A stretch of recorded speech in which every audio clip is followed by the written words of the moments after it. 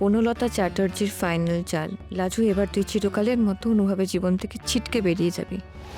তোকে জেলে পাঠাবার পর সব আয়োজন শেষ। আর আজ যা ঘটবে তারপর থেকে অনুভব নিজেই গোটা জীবনে তোর মুখ দর্শন আর করবে না।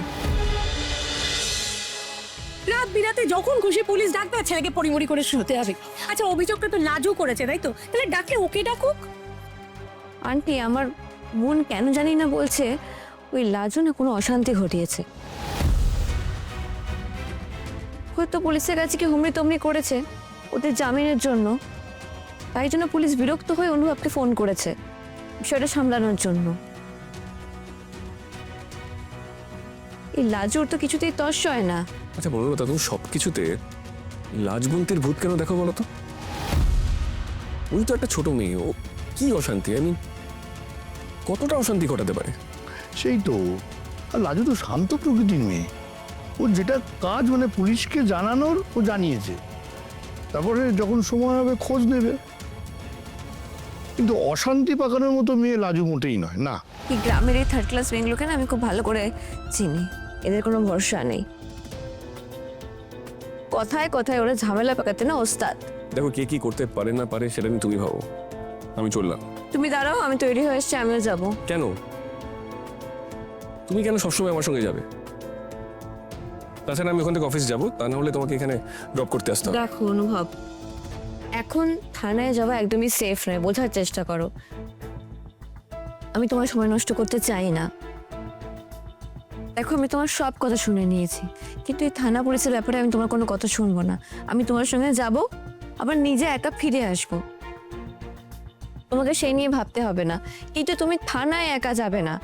আন্টি প্লিজ ওকে বলো যেন থানায় একা না যায়। কৃষ্ণ, দেখ বাবা, আমি একটা কথা বলছি, এটা কিন্তু ঠিক। তুই একা যাস না, বনলতা যাক তোর সঙ্গে। আরে ও গেলে কি ক্ষতি বল? দেখ বাবা, তুই তো ওখান থেকে সোজা অফিসে চলে যাবি, তারপর আমাদের ফোন ধরবি কিনা তাও সন্দেহ আছে। ও থাকলে অন্তত আমরা জানতে পারবো তোকে কেন ডেকেছে, কি হচ্ছে না হচ্ছে। দেখ বাবা, টেনশন কিন্তু আমাদেরও হয়। কি আর বলবো, চলুক। চল আমিও তোর সঙ্গে যাব। আজকের অফিস যাব না, দেখি ওরা কি বলে। চল। ঠিক আছে, আমি গাড়ি বের করছি, তোমরা এসো। আমি তৈরি হয়ে আসি। কৃষ্ণকে থানা থেকে ডাকলো কেন? আবার কোনো অশান্তি হলো নাকি? না না, তো ভেবো না, জেরা টেরার জন্য ডাকছে হয়তো। আরে দুটো ছেলে জামিনে ছাড়া ফেলেও কেসটা তো ক্লোজড হয়নি, অত তদন্তের জন্যই ডেকেছে। জানি না কিছু, ছেলেটা এখনো পুরোপুরি সুস্থ হয়ে ওঠেনি, তার মধ্যে এই অফিস থানা ছোটা ছুটি ভালো লাগে না আমার। চিন্তা হয়, খুব চিন্তা হয়। স্যার এসেছে। ওকে বসিয়েছেন?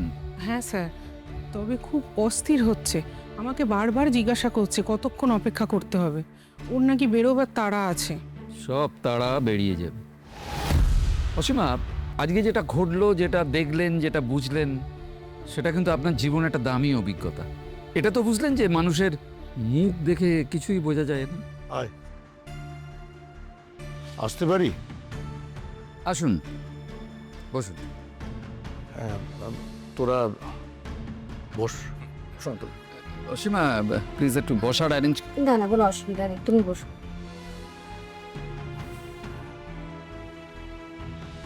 নমস্কার, আমি অমিতাভ চ্যাটার্জি, ওর জেঠু। ওকে আবার কেন ডাকা হলো? আমি তো শুনলাম গতকালই ওই দুটো গুন্ডা জামিন পেয়ে গেছে। তা আজকে আবার কি হলো সেটাই জানতে এসেছি। আর এইভাবে এখনই আসতে হবে বলে আর্জেন্টলি ডাকলেন? কেসের ব্যাপারে নতুন কোনো ডেভেলপমেন্ট হয়েছে কি?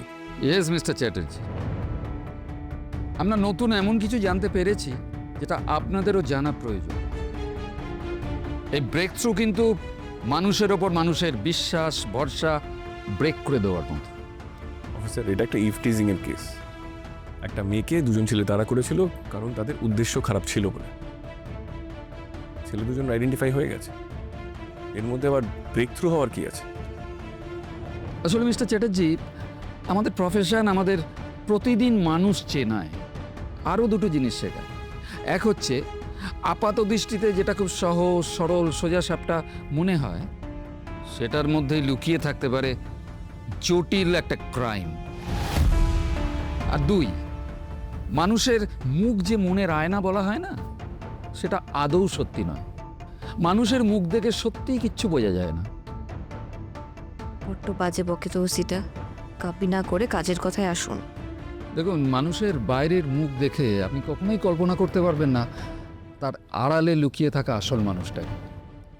আমার এই প্রফেশনে আমি অনেক লোককেই দেখেছি যে তাকে আপাত দৃষ্টিতে দেখলে মনে হয় খুব গোবেচারা শান্ত, কিন্তু তার আড়ালে লুকিয়ে থাকে একটা নোংরা, একটা শ্রুড মুখ, একটা ক্রিমিনাল মাইন্ড, যা আমাদের কল্পনার বাইরে। অফিসার, একটা কথা বলি, কিছু মনে করবেন না। এখন তো সবারই কাজের সময়, মানে কেউ অফিস যাবে, কেউ তার প্রফেশনে যাবে। এই সময় আমাদের ডেকে পাঠিয়ে এইসব দার্শনিক কথা বলার কি মানে হেতুটা কি আমরা না ঠিক বুঝতে পারছি না। আপনারা নিশ্চয়ই অনেক কাজ থাকে, ওকেও অফিসে যেতে হবে, আমারও ব্যক্তিগত কাজ আছে।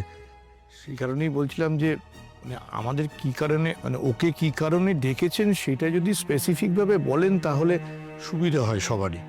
না, আপনার যে দার্শনিক কথাবার্তা তার মধ্যে মানে আমরা ইতিমধ্যে বুঝে গেছি যে মানুষের মুখ যে মনের পরিচয় নয়, সেটা আমাদের কাছে পরিষ্কার। কিন্তু আমরা এটা বুঝতে পারছি না এই দার্শনিক কথার সঙ্গে লাজু মানে লাজবন্তীর অ্যাটেম্পটেড মলেস্টেশনের কেসটার সম্পর্ক কি? অধৈর্য হয়ে পড়ছেন?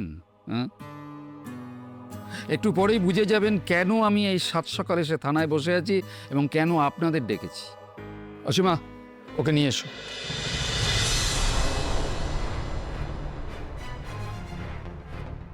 কাকে আনতে বললেন অফিসার? ওই গুন্ডা দুটোকেই কি? বলছি আমরা তাদের কথা শুনে কি করব? কোথায় কোথায় অনেক দেরি হবে। আমার হাজবেন্ডের অফিস আছে, ও বেচারি ব্রেকফাস্টও করে বেরোয়নি। একটু ধৈর্য ধরুন ম্যাডাম, এসেই যখন পড়েছেন একটু অপেক্ষা করুন। এরকম একটা ঘটনার সাক্ষী হতে পারাটাও তো একটা বড় ব্যাপার।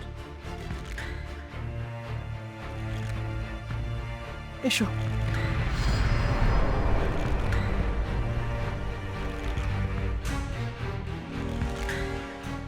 কি রে লাজু, তোকে ওখানে ডেকে এনেছে?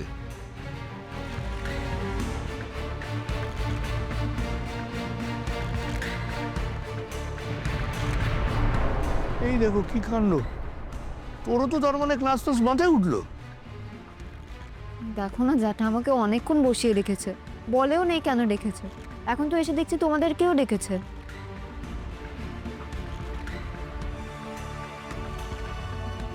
এবার খেলা শুরু হবে। বনলতা চ্যাটার্জির ফাইনাল চাল।